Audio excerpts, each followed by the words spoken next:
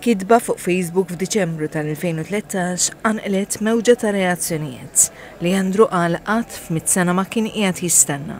Andrew għeleb il-marda kifra tal-kanċer li laqtu fit-testikoli, konxu mill-impatt li tħalli l-għajnuna fuq pazjenti mill-quta mill-kanċer.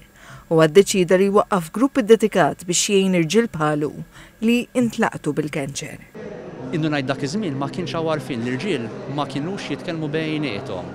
Lan huwa li letteralment fost l-irġiel inkomplu nkatru l-għarfien ma nibżawx nitkellmu u ngħinu xulxin. Il-ħolma saret realtà bl-għajnuna ta' Calvin Flores, iċ-chairperson ta' din l-NGO ġdida. Flores għal l-esperjenzi kifra ta' dawk qrib tiegħu li ntlaqtu mill-kanċer. Xprunaw biex imitti deħu jimla l-vojt li kien qiegħed jaffettwa l-irġiel u qraba tagħhom. Saħaq li l-volontarjat ser ikun kruċjali biex dan il-grupp jirnexxi. L-idea hija li jkun hemm patient-to-patient support.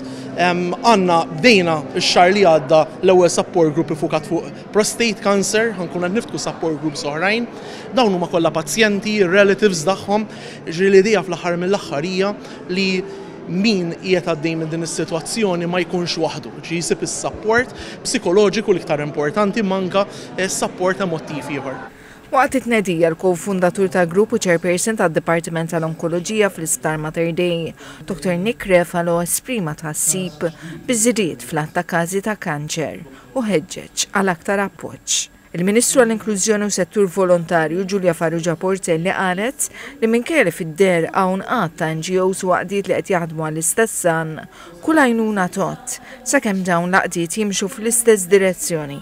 Hija faħret li skopu lan ta' din l-assoċjazzjoni u qalet li bħal laqdiet l-oħrajn se ssib l-appoġġ finanzjarju u loġistiku mill-Gvern.